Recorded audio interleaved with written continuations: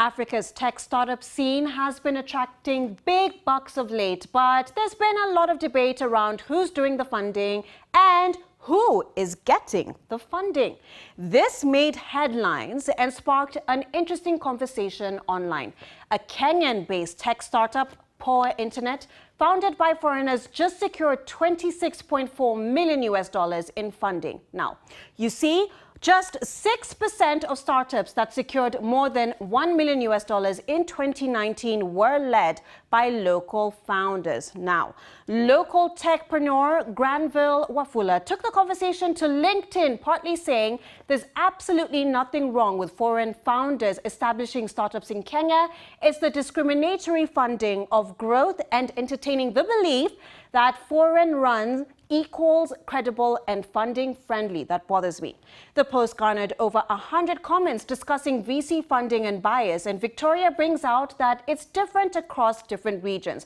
Nigeria and South Africa have more locally owned enterprises attracting investors. And she says this: what makes our ratios 90-10 foreign versus local when Nigeria is at 50-50 and South Africa is at 70-30? Well, local investor Peter Ngunyi has some ideas. He says Nigerians invest in their startups first and only ask for funding when they run out of local options. Kenyans, high net worth individuals, have traditionally preferred to invest in real estate.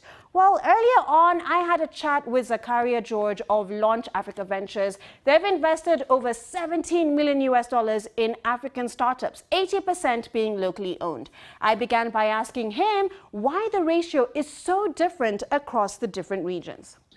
Kenya, for many years, had a policy of free visas, a very lax sort of rules in terms of work permits and allowing foreigners to come and work in Kenya. And a lot of folks from Europe, Asia, and the Middle East and the US have come to Kenya and started companies. At this point in our portfolio, 80% of our founders are local or have lived in that particular country, Nigeria, Ghana, Kenya, South Africa, Botswana, etc., for more than 5 years.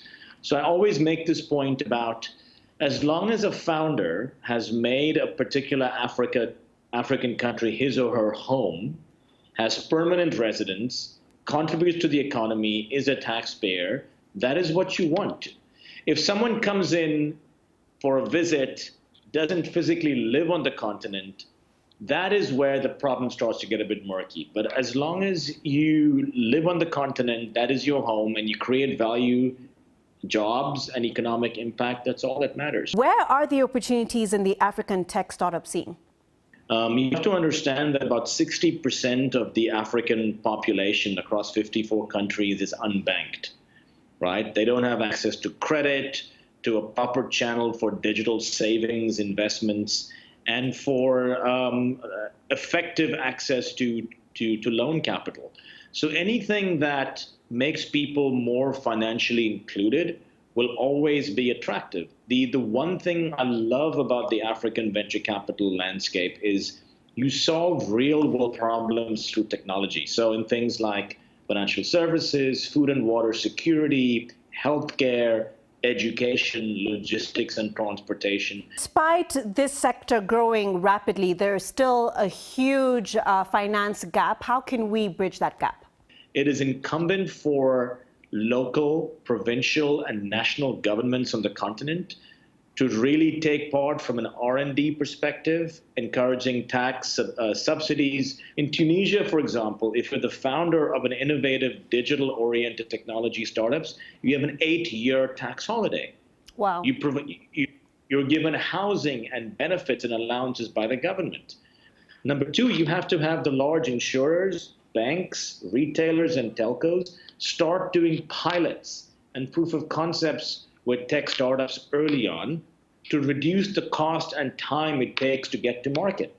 The cost of acquiring customers is really high in Africa, and insurers, banks, telcos, and retailers that have access to huge client data sets can reduce that cost of acquisition down and create massive opportunities.